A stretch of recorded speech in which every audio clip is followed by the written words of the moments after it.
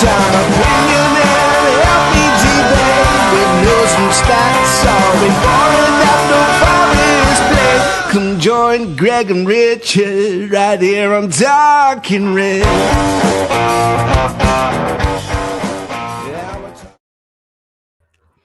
Hello and welcome to Talking Reds and Nottingham Forest podcast. Today we are reviewing last night's draw against Arsenal that keeps Forest third in the Premier League. I'm your Talking Reds host, Greg Oram, along with my fellow Forest fanatic from across the Atlantic, Richard Sprague. You keep calling me Bueller. He'll keep calling me until I come over. Bueller. Bueller. Bueller. He's sick. He'll make me feel guilty. Okay, I'll go.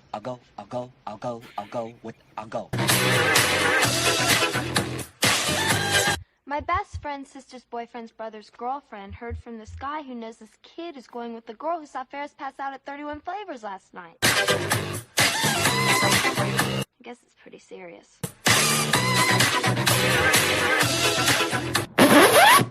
You're not dying, you just can't think of anything good to do.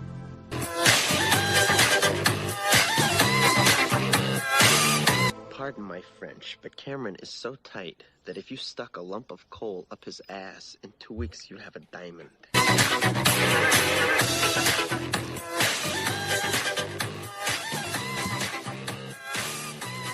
Very, very happy to be going out to the masses a bit later than we normally do. We've tried to give Richard a bit of a lie-in. Regulars will know that we normally go out about 5 or 6 a.m. for Richard, but he was still up half the night sending me stuff for the podcast, so you can never give this man a lie. And how are you doing over in Oklahoma? You asked and I delivered. I'll go. Fantastic. Now all I need is, frankly, Grace, I think you're wrong. That's another one. But I was replete with just great one-liners from Ferris Bueller. Well done, man. Yeah. Good morning, guys. Well, yeah, I've got them all. You know, and regulars, and if you're new to the podcast, then it's always an intro for Richard and then an intro for the boys coming up, and that is on its way. So it was an important night as Nottingham Forest didn't so much get back to winning ways, but perhaps just as importantly, got back to clean sheet ways. No team has kept more clean sheets than Forest this season, and it is that trademark that has been the bedrock of any success the Reds have had this season. Quite an obvious thing to say, perhaps, but when you come away from a 0-0 home draw feeling very happy and satisfied, it underlines how traumatic it has felt to concede 11 goals in the past 3 away games that's seen many question if Forest are finally going to fall from their so-called false position. With 25 goals in the Premier League across this game week, you might be forgiven for feeling a bit left out, but it's points that matter, and a much needed and valuable point was earned and banked as the Tricky Trees moved on to 48 points from 27 games this season.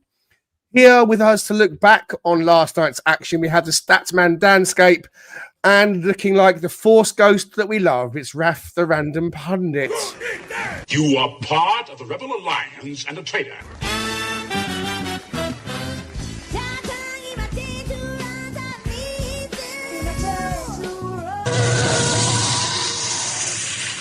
I'm on the leader.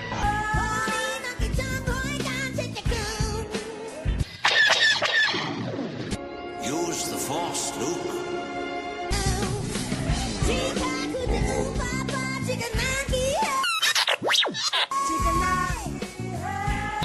The Force is strong in this one.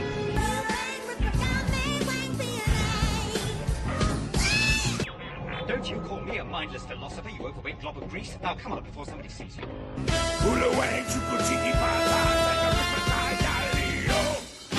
Most impressive.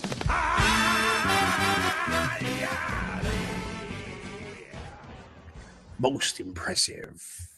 How we doing, fellas? Danscape, firstly. You okay, mate? I'm all right. I missed the This bit of your intro thing again. My headphones went, so you have to excuse my lack of head bobbing. But I caught the end. I managed to fix it. So, but yeah, I'm not too bad. I was at the game last night. A bit of a late one getting back, so I'm tired, but loved it. Excellent. We'll hear all about that shortly. Raf, looking as wonderful as ever in that mystical Star Wars-esque Force Ghost apparel. How are you?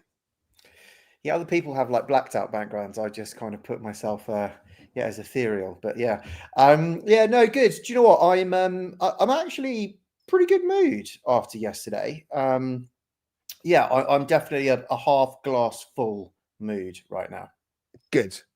Well, we want to show some comments. So if you're here with us watching along, please do let us know that you are watching. We thank you for doing so. And if you're tuning into this later after we finish the live, then we thank you for joining us and listening via Apple or Spotify. Please do go ahead and hit like and subscribe to be sure not to miss any future episodes from Talking Reds. Yeah, it's definitely a thing, liking and subscribing podcasts. And we really hope that you will consider liking this video and subscribing if you haven't already. It's a while since I did a quiz question. I'll put it on the screen. Today's quiz question: who is Nottingham Forest's record Premier League appearance holder? So we're talking Premier League era only. I'll give the answer out at the end. If anyone on the panel wants to have a go, that will come later, please. You can put it in the comments if you think you know who is Nottingham Forest's record Premier League appearance holder. All right, let's get into last night's action, Richard. We were talking beforehand about wanting to make sure that, we really capitalise on being back at home, under the lights, in front of the City Ground crowd. Give us your general view on that game last night, Richard. So I like the fact that we seemed more composed in terms of how we operated defensively. That's first and foremost a great thing to see. We were disciplined in terms of managing space, our shape, and not getting pulled out of that shape and allowing them to exploit that space that may be available. That seemed to be better last night. It seemed like we contained most of their impactful players. I mean, Waneri is just, that kid is going to be absolutely incredible in the next couple of years. I mean, they just wash, rinse, repeat with a left-footed right winger, right? Like with Saka. And so it's going to be a really interesting conundrum for them to have. I think that means Trossard's probably going to see his time dip, but he was fantastic. And I don't even think he was 100% fit. So he was probably the most challenging player, I think, on the pitch last night. I thought we managed Odegaard pretty well. And just in general, in possession, they didn't really do a whole lot. I mean, there's a couple of opportunities. There was the, hit the bar or hit the post from Calafiore. And I think there was a header later from Moreno off a set piece. I think that was the only thing that worried me a little bit. It was just felt like we were playing into their hands by giving them a ton of set pieces, because that's where they like to score goals and nick goals, cheaply. So, but as a general whole, I thought we did a great job just managing it and just getting back to what Nuno said, which is getting back to ourselves. And I think that's the best way to sum it up. Simon J is with us in the comments. He says it's a good point. He's not a fan of the music, though. Sorry, Simon, but that's what we do here on Talking Reds. Gary, how you doing? Happy Thursday, folks. Gary, great to have you in the live. I know that you've had a little bit of illness again recently and had to go into hospital to get a few things sorted out. I think you're back at home now, Gary, and we're thrilled about that. So we all send our love and best wishes to you, buddy. Anna's listening in the car with the kids. So hi to William, Sophie, and George on the school run, all little Reds. We love that as well. Yes, Gordon, Ferris Bueller's Day Off was the theme of Richard's intro. There'll be different stuff along the way as we move along. And I want to say thank you again for a £2 donation from Wayway NFFC. Thanks, Mark. Last time we lost at home was Newcastle in November. Indeed, it was. Gordon Mikalev is with us. Yeah, Greg's going to be on about the Flintstones. We've got the Flintstones. We've done the Flintstones. We might get some more Flintstones going on. Simon F says that a point has grown on him, to be honest. Still thinks we could have had all three. I agree with that. Had we been a bit more positive earlier in the game, and yeah, I agree with that as well. Dan, you were at the match last night. Tell us what you thought overall. Overall, I think the general view is probably my view, that it's a good point, that it was just good to see us back to what we've done against teams this season in being so organised. And it felt fairly comfortable throughout the game. It was definitely a nervy one in terms of the crowd and the atmosphere.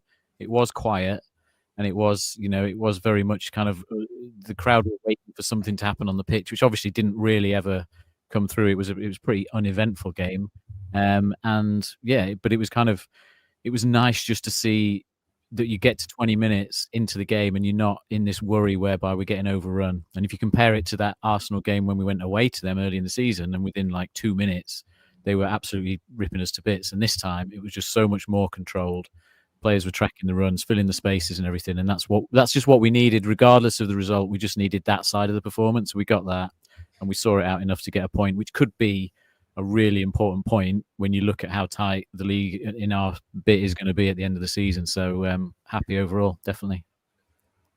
I've spoken a little bit about the 4 games of Fulham, Newcastle, Arsenal, and Man City, and the fact that those 4 games came in a row, and we didn't get any points from those 4 teams first time round.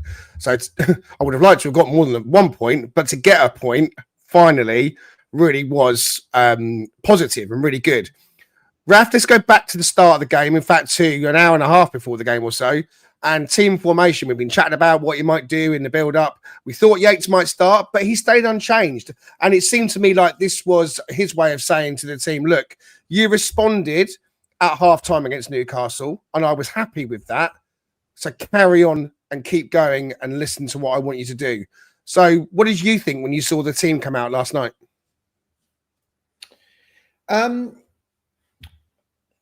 It was nice to have a bit of, I guess, consistency, but, and we'll come on to probably talk about this more, I just don't think it's rocket science when you're playing 3 in, you're facing 3 in midfield to put 3 in midfield yourself.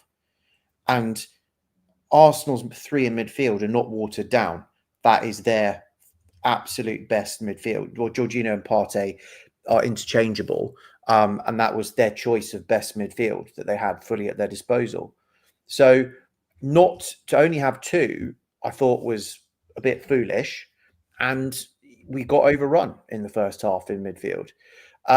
So I wasn't overly chuffed with us belligerently just doing a 4-2-3-1. But at the same time, if we generally, except for Newcastle, if we score first, then we tend to win. And so maybe it was a play to try and get the goal and then make the change. I don't know. I wasn't shocked, but I didn't feel like it was strategically the most sound play that we could have made. Now, you made the call, and I agree with you that the 3-man midfield going into this game against Arsenal was the right way to approach it, to match them up. And I kind of felt that as we got into the game, we looked fairly lively to start with. I thought Callum Hudson-Odoi down that right wing looked lively, and he was making some inroads.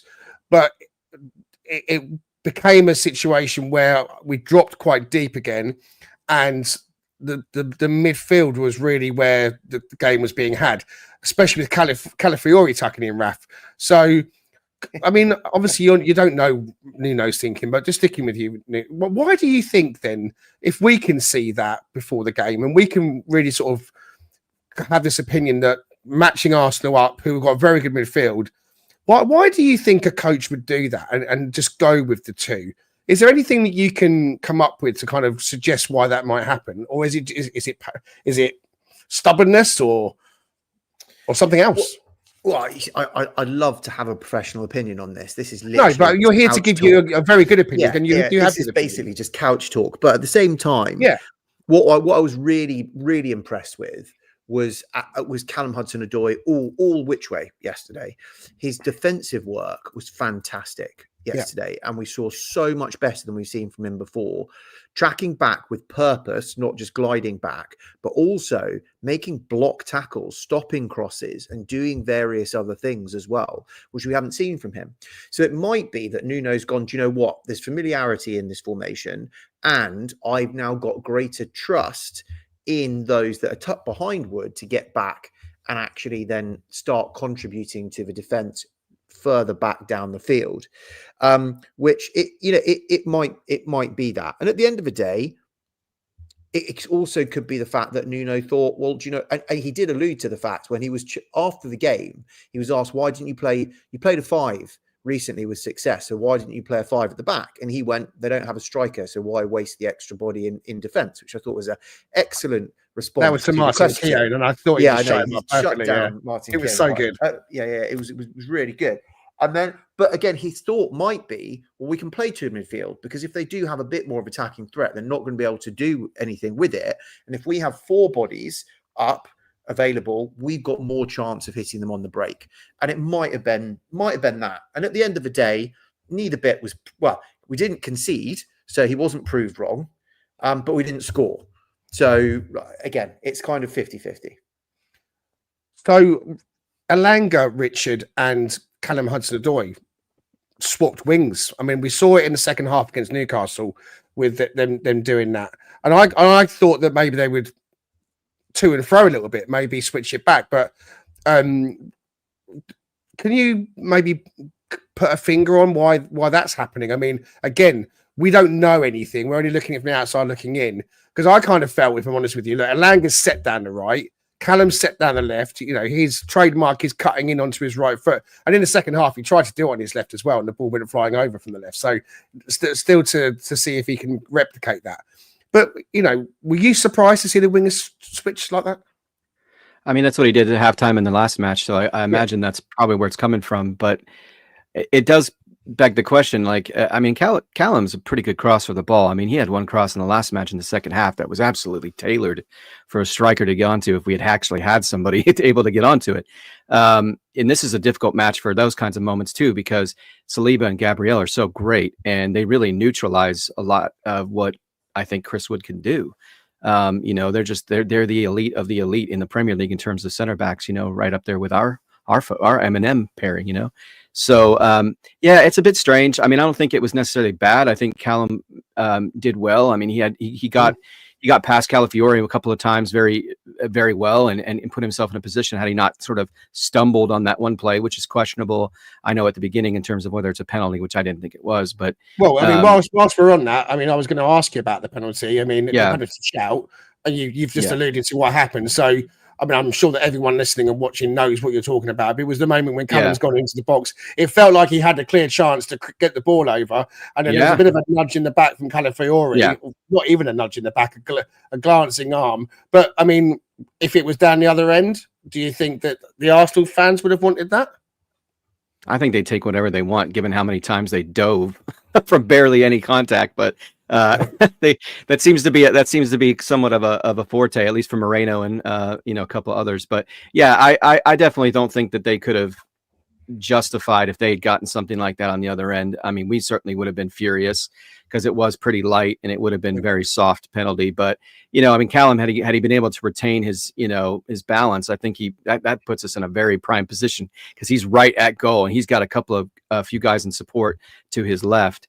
It's hard because we know that they're going to be prepared for the kinds of things that he does in that cutting in sort of mode. And he also, as I've said before, creates challenges for defenders to be able to say, okay, am I going to try to get in front of this and block it? Or am I going to try to, am I going to leave my man in that process? And Callum's adept enough with enough vision and awareness, I think, to make a pass, you know, in a decisive way. So, I don't think it's ineffective. It just seems odd because it seems to sort of go against what we've used to, but maybe that's the point. He just continues to put it in the minds of the opposing coaches like, hey, I've got this kind of versatility. You don't know if I'm going to put him on the left. You don't know if to put him on the right. We saw moments like, for example, with Aina and Williams, where they sort of seem to vacillate between the two sides and at certain intervals. And so that kind of stuff really, I think, sets you up for you know, getting in the mind of the opposing coaches and making it difficult for them to determine what's going to happen, not only in terms of when he sets it up to begin with, but during the course of the game.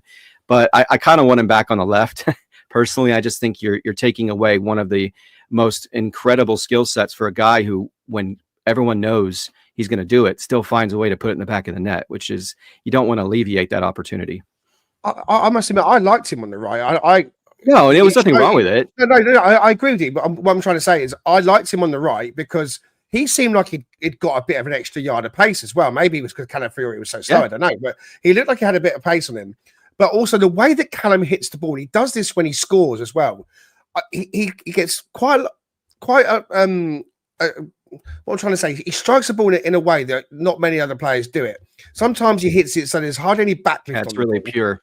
And so that kind of whipping the ball in, going down the right and whipping it in first time is something that I might like to see more of, especially if we're going to try and get Woody on the end of crosses, because we're not really a team that crosses the ball from really wide areas as much. When we've crossed the ball, it's been more like in the inside channel, when maybe the corner of the penalty box, as opposed to being right down the touchline and in on the byline. So it'd be interesting to see them going forwards.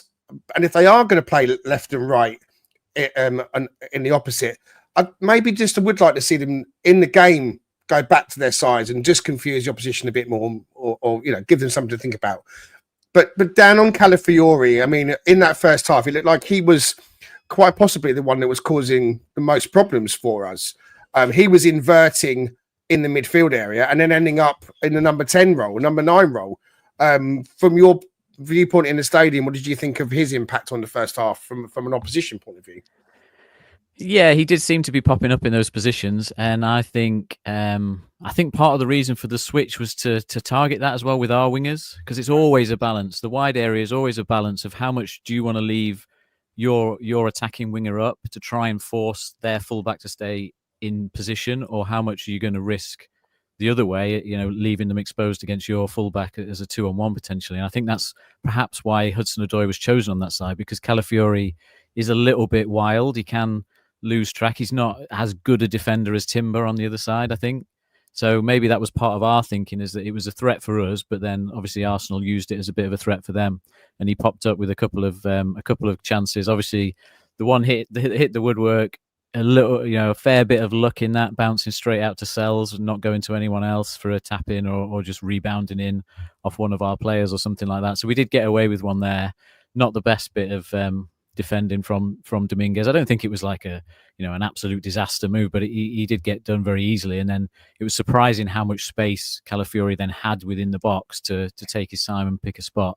And luckily, it was like an inch the wrong way for us to go behind. So overall, I think the wingers did okay, but I do think Elanga, was a little bit too anonymous in that first half. I don't think he took up a couple of opportunities to run at players. He slowed up, and he had one where I think we were maybe 3-on-2 or something like that, and he kind of chose the wrong pass to Gibbs White as well. So I think Elanga sort of has dipped back to his form from a little while ago, as opposed to the form we saw against Brighton, where he was full of confidence. But Hudson-Odoi for me is just so good, technically good. He's probably the best player we've had, like technically, for a long time. He just doesn't quite have the explosion of, say, Gibbs White, but he in terms of keeping hold of the ball in tight spaces and just seeming to sort of glide around people, and then his quality of delivery and decision making is often just brilliant. So, I've asked the question before, like we got so excited about Cunha, for example, coming in, but I sort of think that Hudson-Odoi is up there with him in terms of his dribbling ability, his ability to hold on to the ball, and obviously his shots from outside the area and everything. Like, I think we've sort of already got a player a bit like that, maybe not as physically strong, but Hudson-Odoi again stood out as just being a level above what we often see. I agree. He is an excellent player. I'm going to stick with Callum Hudson-Odoi. I'm going to stick with him, because before we came on, Raf and I were kind of having a quick conversation, and I'll bring it onto the pod because it's an interesting one, and it would be interesting to hear what you guys think. I mean, Morgan Gibbs White, great footballer. Callum Hudson-Odoi, great footballer. But Raf was making the claim, not the claim, that's the wrong thing to say, the case. Raf was making the case for Callum possibly being a really good option to play in the number 10 role. I'll let you make that case, Raf, rather than kind of say what you were saying to me and saying to us. I pushed back on it slightly, but you were making the case for Callum in the 10. Yeah, I don't think in all games, but I look at the skill sets that, if you look between Callum Hudson-Odoi and you look at Morgan Gibbs White, and if you take everything that Dan has just said, right, his technical ability, and what's Callum really good at, he's the best protector of the ball, I think, that we have in the team. If he's got the ball, he very rarely is robbed with the ball. you cannot say the same about Gibbs White. I'm sorry, but when he's got the ball half the time, it ends up with the opposition and get robbed off of him. He's also probably the best. Well, okay, other than Wood, who is literally a shooting god, but other than Wood, of all those that sit behind, Callum Hudson-Odoi has by far the best shot on him, right? And out of the 10, when we don't have that many opportunities and we don't want to be completely reliant on Wood, the person who's next supposed to score the most is the 10 role. And I feel a lot more confident. And you see the goals that Callum scores, and yet he drifts from the inside, but he ends up in the middle near the D. And he scored the other day literally from the middle of the park from the D. His goals all come from being in that area around the D. And I think his productivity of having more involvement in the middle, of being able to actually wiggle his way through players, will be really, really good. Morgan can then sit deeper, and that's what his role is, in transition, very quickly getting the ball off. He prefers to pass than to shoot. And actually, yesterday, his passing was exceptional in a couple of cases. But those exceptional passes all came from when he was wide, and he could get the ball and bend it around effectively players to plonk it with aplomb in front of Wood, or would it be Callum Hudson-Odoi in the middle as well? So I think it's more effective. And I've called for Morgan Gibbs-White to be dropped into the 8 for a while now anyway, because I think that suits his skill set more, what we need for him. Excellent. Thank you very much, Simon. And I do think that it'll be interesting to try Callum in that middle slot, especially if we then play 3 in midfield and we only have 2 that sit behind Wood. Then you can have Callum in the middle, and then you can have Alanga just floating around and being a chaos agent with his speed. So it becomes more like a 4-3-2-1 then. So you could almost play with Alanga.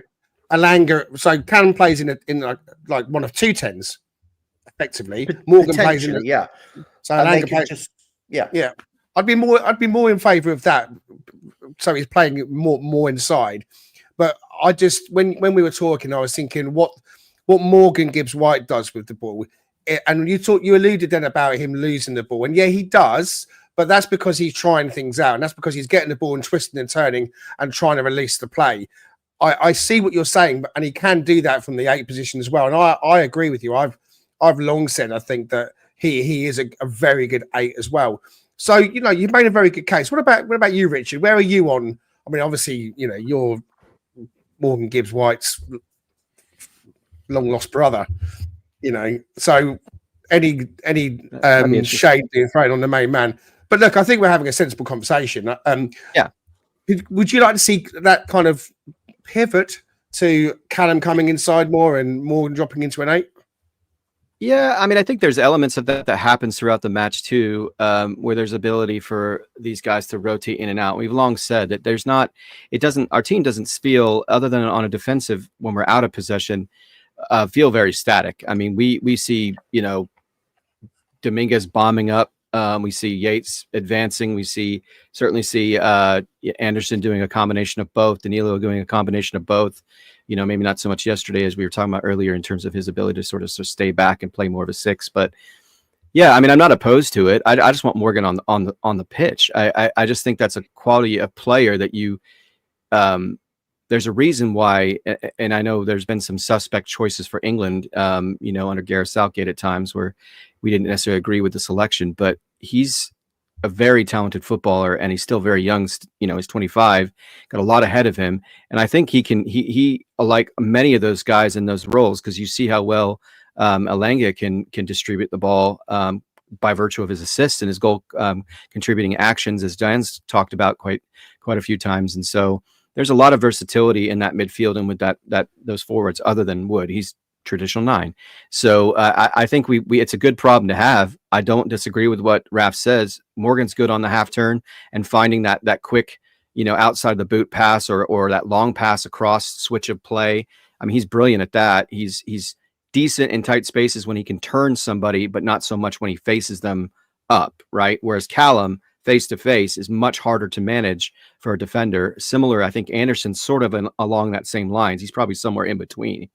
And he's just growing as a player in terms of that skill set. So I'm not opposed to it, honestly. I do agree. He needs to score more goals. He needs to be in double-digit range. He's technically on his way to that, but he's kind of slowed down a little bit. He was on a trajectory. I think he went 3 consecutive matches with scoring, if I'm not mistaken. And so he can do it. It's just not with the same level of consistency I think Callum can. And that freedom that he has, as we've talked about with Alenga sometimes, to pick that matchup, to take advantage of a different matchup that maybe initially you've got one guy on you, you move inside, and now you're commanding a different, you're causing another player to come to you potentially. His ability to pick that matchup and have that flexibility, I think, can only help because he is brilliant. And he's got enough pace to be difficult. He's not Alenga by any means. That's elite. But he definitely has enough pace still to be difficult. So I'm not opposed to it. You and I have had this conversation a little bit before. Totally fine with it. I can see Morgan on the wing. I can see him in 8. I think they all have that propensity and that capability. You are listening to the Talking Reds, and we're discussing Forest players and the Arsenal draw last night at the City Ground. The Cheese Trader, based on Grape Lane in York, is a cheese lover's paradise. Home to some wonderful specialty cheeses, relishes and chutneys, and also with a fantastic street food menu. Try their loaded fries or posh cheese on toast. It'll be the best you've ever had. Owned by Forest fan Stu Freestone, the Cheese Trader proudly sponsors Talking Reds.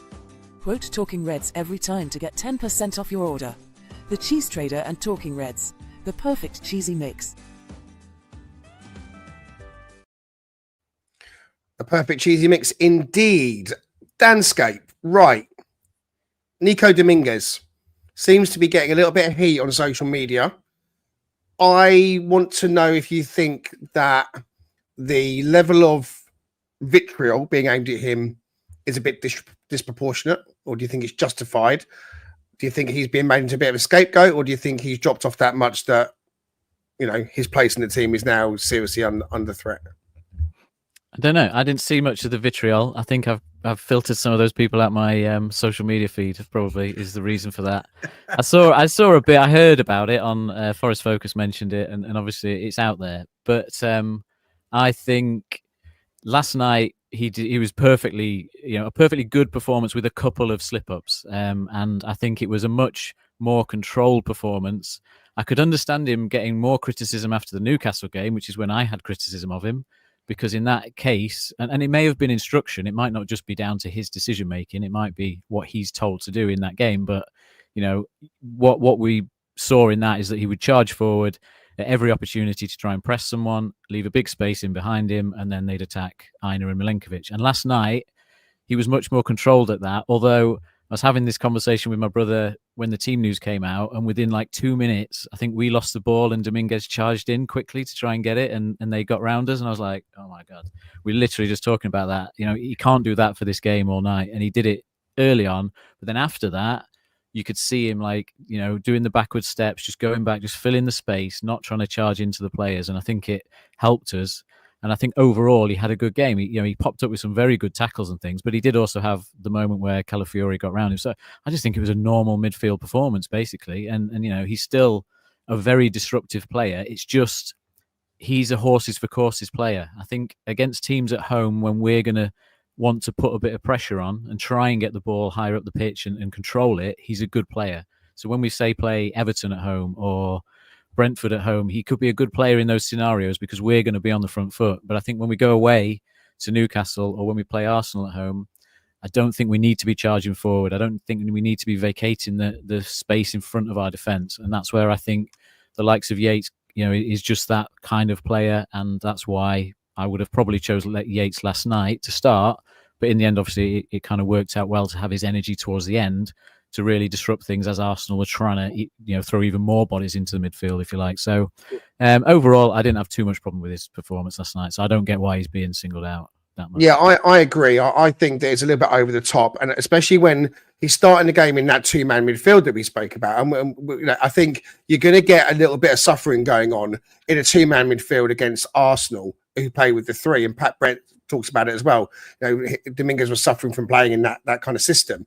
One thing I was quite pleased about, to say the least, is something that WT Analysis picked up on their X thread. And if you're not following WT Analysis already, guys, you need to be following them. This account is one of the best accounts on Twitter or X for content surrounding all of the teams from the Notts area, especially Forest. I really enjoy looking at some of the stuff they come up with.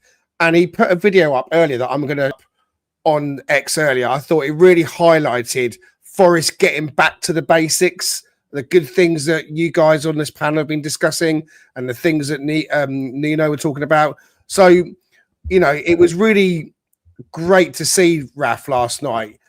Forest starting to enjoy defending again, because we've built our season on that, haven't we? Really, and we've cooed about it till the cows come home. Milenkovic gets an early yellow, and kudos for him for, like, you know, getting on with his game.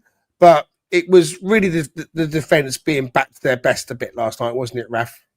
Oh, hallelujah. Yeah, exactly. And this is all I really wanted from yesterday, was to get back to the basics and find our DNA again. Like, and that is our bedrock of being compact, defending well, and keeping a clean sheet. Keeping a clean sheet, you get 1 point at a minimum, right? You can score 2 goals and still come away with 0 points. Keep a clean sheet, you get at least 1 point. So, you know, it's really what the bedrock of how we've got to where we've got to is. And it was so pleasing to see Murillo back with a smile on his face, Milenkovic actually getting back and being less frustrated. The dynamism and the interaction between the defensive unit all geeing each up and getting really, really happy with each other and getting pumped. And that was awesome. We faced 11 corners from Arsenal, and I got a bit jittery every single time as a corner, because we know how amazing Arsenal are at corners. And to be fair, they'd be focusing on them even more because they have no other way of scoring, really, to be honest. And so and we repelled all 11, although one went fizzing past the post. But other than that one, we defended all 11. It was absolutely brilliant. You know, Arsenal only had 1 shot on target. The 13 shots, only 1 on target. Of those 13, 9 were blocked. That's getting back to what we do. We block shots the whole time. We are first to the ball on corners and heading away and everything else as well. I was so happy the fact that actually I wasn't panicked. You know, I felt the pressure of like constantly them flowing on us, but there wasn't like panic stations that much going on yesterday.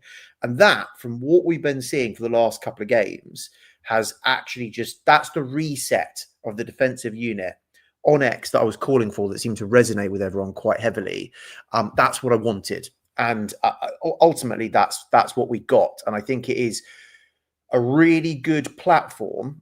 I still don't think we're going to get anything from Man City. But after that, it's a really good platform to then attack these last 10 games. The rule is that if you say bedrock 3 times on the podcast, you have to do this.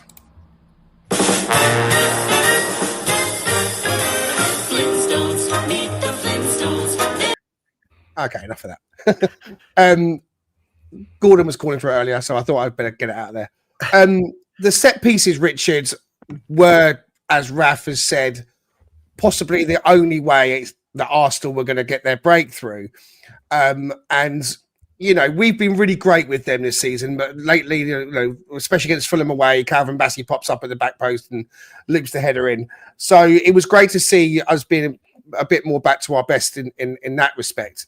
No shots on target in the first half from Arsenal, but it was the changes on the 62nd minute that kind of really saw me become a bit happier. Because up until then, I was, okay, we're a bit deep, we're playing the low possession, which is what we do, and so on. But I just love us to try and be a bit more creative. We had a few moments in the first half down the right with Callum, like we talked about. But with Yates coming on and Danilo coming on, and Forest switching into the 3. So Danilo goes into the orthodox 6 role. Anderson stays in there as well. And then Yates comes in as a disruptor. I mean, how impressive was Ryan when he came on in his role? And what kind of difference do you think he can make for us against Man City, perhaps? I mean, I think he does what he does well. I mean, the challenge with Dominguez is he's a good footballer, but I wouldn't say that there's one particular thing that he's going to do better than everybody else. Whereas I think Ryan, he does have some height to him, so he provides value from an aerial duel perspective, both on set pieces and just in general in the middle of the park. But his control and his ability to kind of slow things down, I think, Dan, you've talked about this a number of times, to slow things down and get things built up again when it feels like things are a little bit chaotic. And he's just a steady presence. I mean, I hate using that word steady Eddie because it feels like it's like in American football, right, Raph, when someone's called a game manager. It's not necessarily an insult, but it's not a compliment either. So it just doesn't feel like you're really giving him his just deserves, because he continues to blow me away by, one, the person he is and the leader he is, but more so how he can continue to play football at a really consistent level with some deficiencies, and from an athletic standpoint and other things. It's just, he's amazing. I just, what did I do now? How could he be so good at football when he's so bad? Yeah. Oh, yeah, that's true. That's not a bit strange, but he doesn't. I mean, when you're talking about eye test, you know what I mean? Like that, he doesn't meet the metrics. He doesn't meet the eye test per se, but he finds a way to provide such value in multiple ways, but not so much to that you would see like, you know, a Morgan Gibbs White or an Elliot Anderson. He just doesn't have that kind of ceiling or that kind of talent. But yeah, to me, he just brings that ability to get things, you know, controlled and ready to move forward again when things feel a bit chaotic. And then when you have the kind of person like Danilo, even if he's dropping back a little bit deeper and he's trying to survey the field a little bit more, he does that well too. Just like with Morgan, when he has that time to survey the field, he can really pick out a pass and he can be deadly. And he has enough capability on the ball and certainly moving into space to score. Probably, you know, certainly more than Ryan does. But yeah, I mean, it's just a good balance. It's just a good balance having these two types of players. Whereas I think the differential between Anderson and Dominguez, well, Anderson's better on the ball, a little bit tighter on the ball, offers a little bit more. they're I feel like on a spectrum, they're a little bit closer, whereas Ryan and Danilo feel a little bit further apart. Maybe I'm completely off in my assessment of that, but I know we've had these conversations, Dan, about balance between two different kinds of midfielders. And if you have two that are too similar, it's not really going to allow them to do the best of what they do individually as well as a collective. So, and I think you saw that we were advancing better. We were getting up the pitch a little bit better. We felt a little bit more like we were potentially able to score versus the first half where it was just everyone's dropping back, very limited, you know, real attacking prowess. The one thing I felt we really lacked in the Fulham game, the whole of the Fulham game, and certainly the first half of the Newcastle game, was a combative presence in the midfield. And that's what Ryan gives you. So he wins fouls, which we know about. And against Arsenal in that midfield battle, to me, that's the kind of thing you need to break that play up, to get them unsettled, to stop their flow. And there wasn't enough of that going on. It's all well and good as being that low possession team that goes and sits a bit deeper and then presses the areas on the edge of our box. But when we're in and around our centre circle and we're looking to try and just relieve a bit more pressure, because there was a spell in the game when we just kept giving the ball back.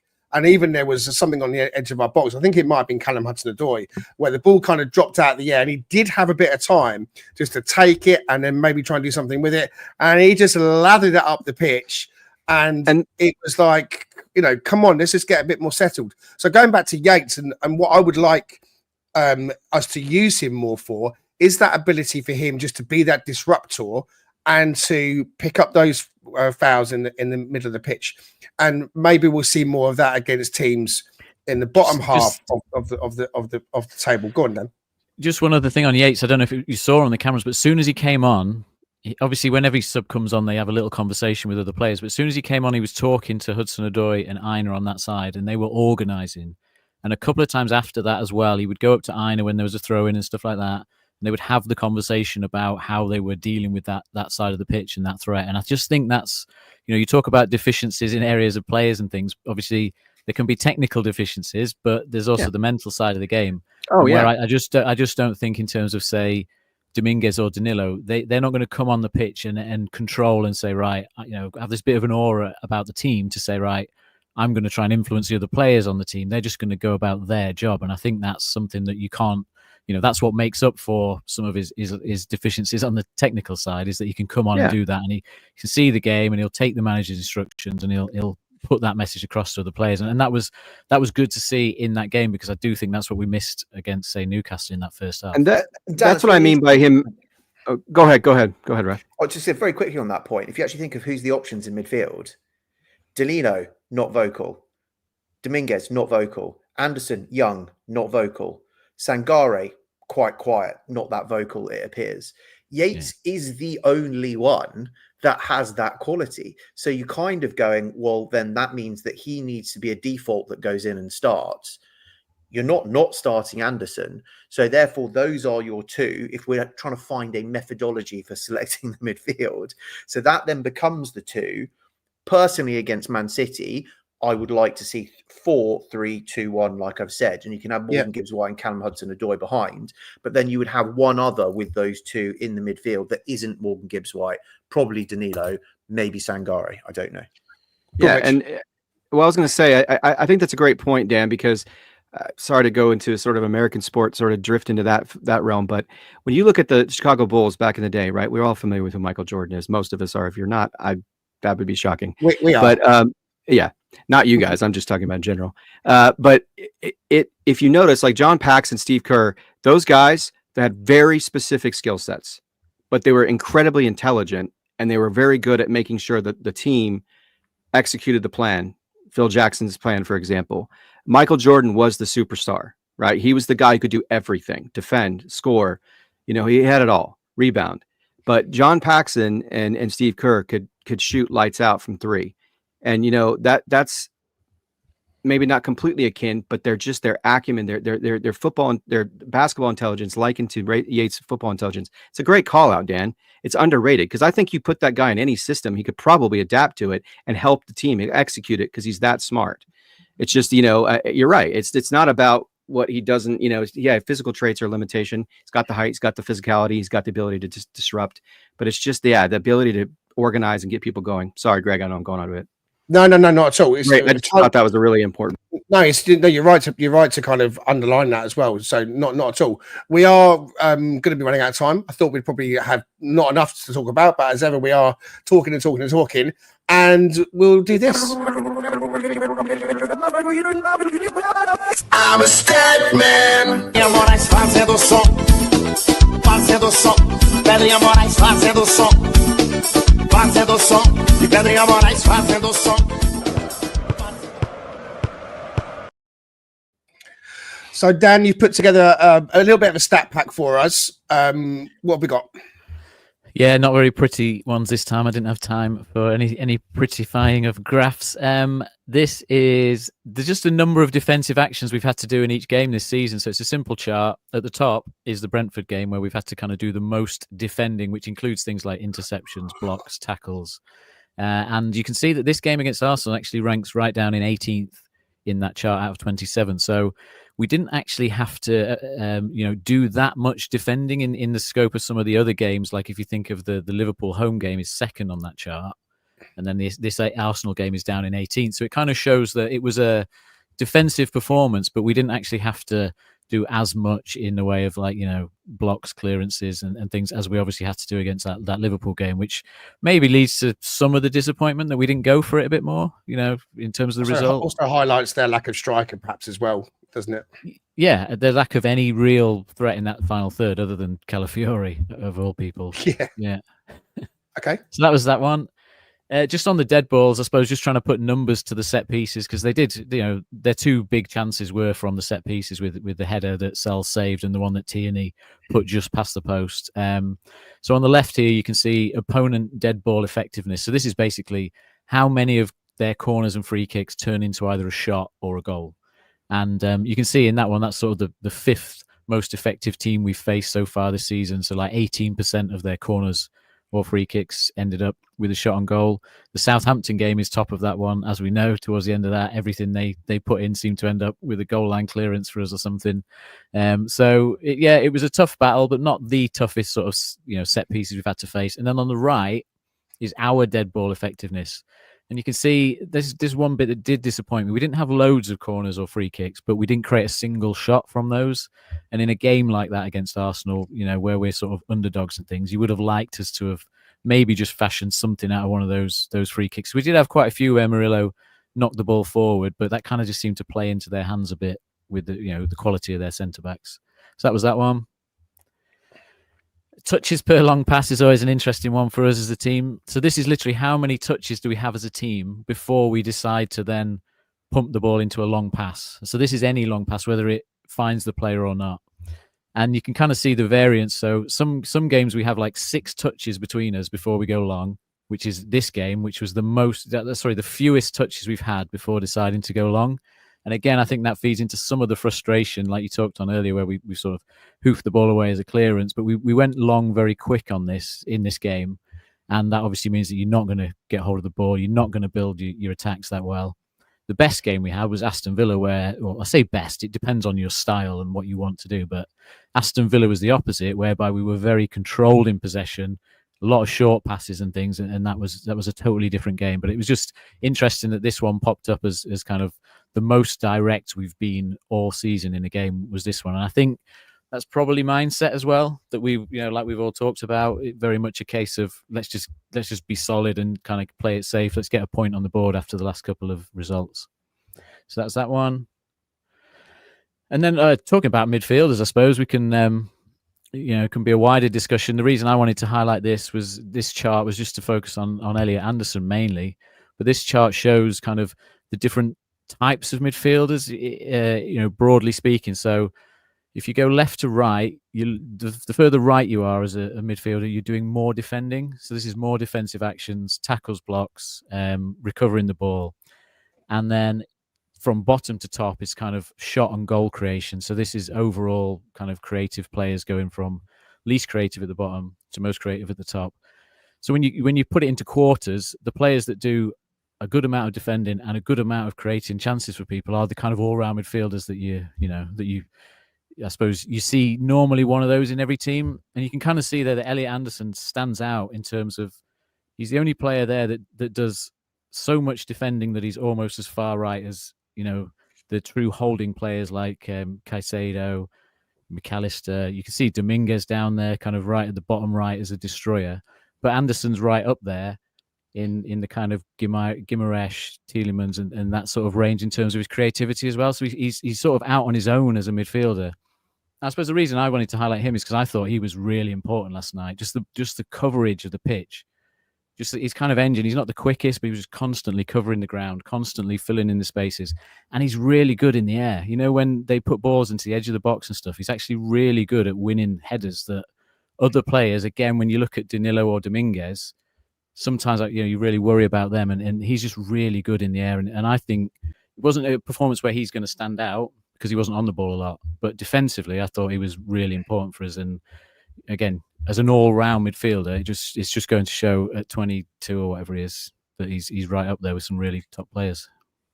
Dan, actually really interesting. I was saying, and we were talking about the godlike save between Sells and Murillo that seems to be streaming absolutely everywhere, that actually was offside. But with that third shot that came in, it was Anderson that steamed basically the length of the pitch to run into the box to then take the ball away and knock it behind and out of danger as well. And no one's talking about Anderson being the third hero in that kind of segment of play, and it's just the other two. Yeah, he locked Odegaard down for sure. He didn't. A couple of things on the midfield because we're going to wrap up soon, but we'll stick with the midfield just to kind of continue this. Yates coming onto the pitch, I thought did more of a captain's job on their captain than our captain in the first half. What I mean by that is Odegaard will control the game if you let him. And I'm not saying he did that. He didn't stand out as pulling a load of strings. But when Yates was on, he was around him and he was on him. And it felt like he was really making sure that he was hassling him and into him. And I think that again, highlights the kind of stuff that Ryan Yates can do for the team. But just going back to what we were talking about earlier with the possibility of playing with the 4-3-2-1. And if we are looking at that as an option, Raf, with Morgan, are you thinking as Morgan as part of a 3 with 2 other midfielders and then behind Wood, Callum Hudson-Odoi and Elanga? So if we are suggesting, and I'm guessing this is what it might be, we had Wood at the top, Hudson-Odoi and Elanga in behind in kind of pseudo 10s, Morgan in a midfield role. It's going to be Elliot Anderson with him. Both creators, both really good on the ball. That third role, that third midfield man, obviously is going to have to be your out and out 6. And the candidates for that obviously stand out as being Danilo and Yates, and obviously Dominguez.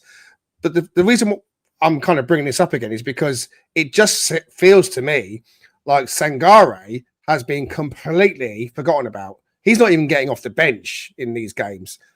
Are we seeing him being pushed out the door in the summer? No, but he did come off the bench against Newcastle, didn't he?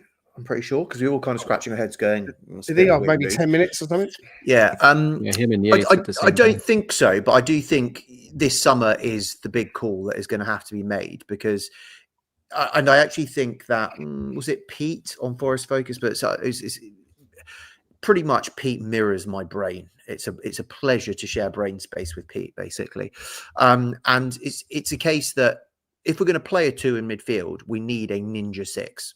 They need to be like a proper top level 6. Sangare could be that. But if he hasn't reached and Nuno doesn't feel like it this summer, I think we just need to cut our losses and go buy one, especially if we're going to get into Europe. If we want to maintain playing a 2 in midfield, especially against 3. To that option, though, of putting Morgan Gibbs-White in that 3, I think it depends on the opposition. I don't think we need to play a 3 if they don't have 3 in midfield. But if they're playing 3 in midfield, then we do need to play 3. But if it's a bottom half team, or we are away from home against probably one of the better bottom half teams, then I think Morgan plays up as one of the 2 10s behind Wood. But if we're playing and more comfortable and we want to be more attacking, we're feeling more positive about the game, then he sits as one of those 3, and then we can have Alanga and Callum behind Wood. So I think it's fluid depending on who if there's a 3 or not we're facing. Do we need to play the 3, and who are they, and then who and where they go? So Richard just finishes off on the match last night. Then I felt Forest had the better chances in the second half. Chris Woods on another day, gets a different finish. We come away with a point. Is it a good point overall? Really, should we be really looking at this and say, it's a really good point? Arsenal were second in the table for a reason, or is there still part of you that just wishes we could have just turned the screw a little bit harder? I think there's always a part of me that feels that way when we get a draw. It's just baked into my approach to how I assess it. But I think when you're playing the second team in the Premier League, who at one point was challenging for a title and was doing the same thing last season, you're not going to be disappointed. I understand that they may have been deficient in numbers, but we can't keep qualifying it. This is Arsenal. This is not, I mean, if it was somebody else, I think I'd be a little bit more frustrated, but it's the second team in the Premier League, and they're a very quality team. As Raph pointed out in his opposition preview, basically take the 9 out of the equation and look what they're fielding. I think any of us would take Nwaneri. I'm sure a lot of teams would take Trossard. I know a lot of people would definitely take Odegaard. I mean, it's just, I just don't want to keep hearing that, like, we should have won. There were some people I know that, because of course the humans do, as you like to call it, Greg, we're all up in arms because they felt like we should have won. Well, you know what? We did exactly what we needed to do. We came away in a positive way with a good performance, as Raph referenced. We played the way that we should have, especially from the middle to the back third. It was an off day for Chris Wood. I think on another day, as you pointed out, I think he manages that situation a little bit differently. He just wasn't quite himself. His touch was off.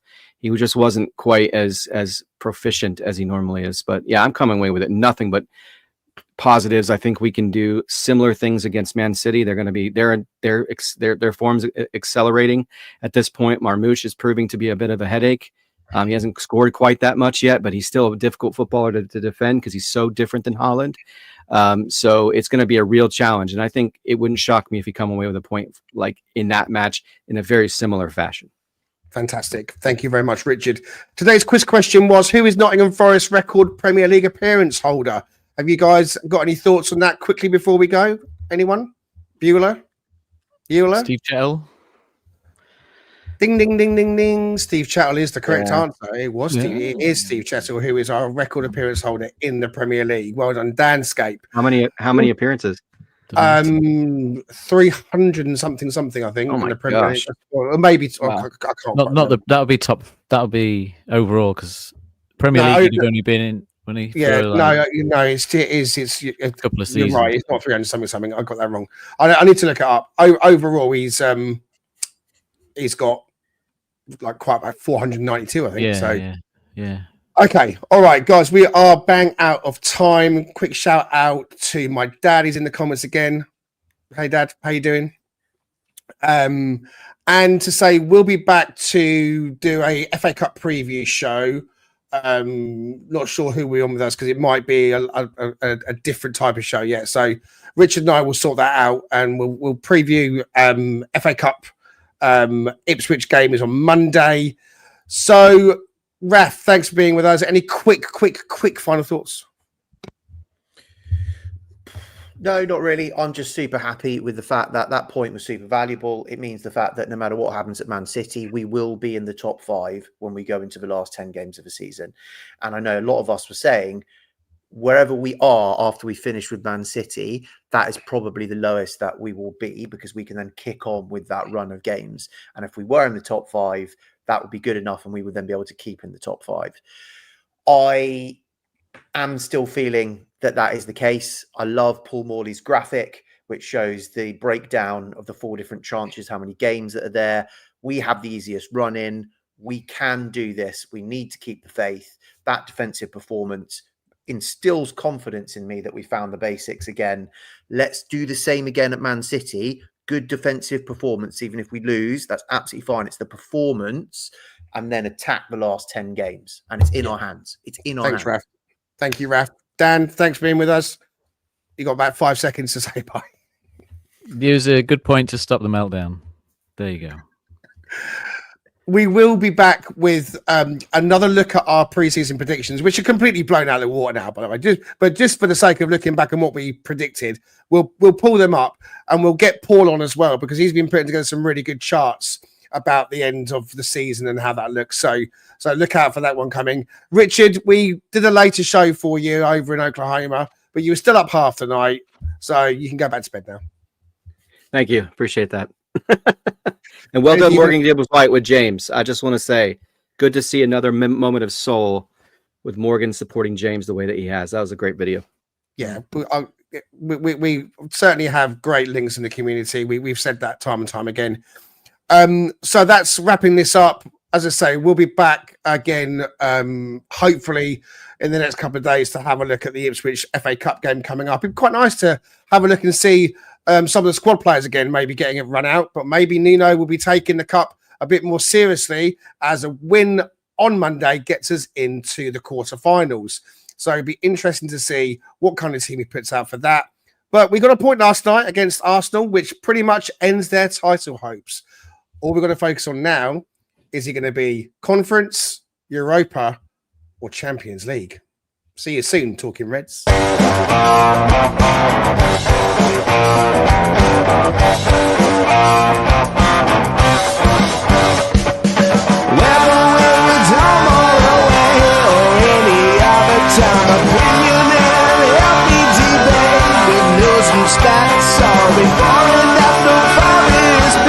Come join Greg and Richard right here on Talking Red.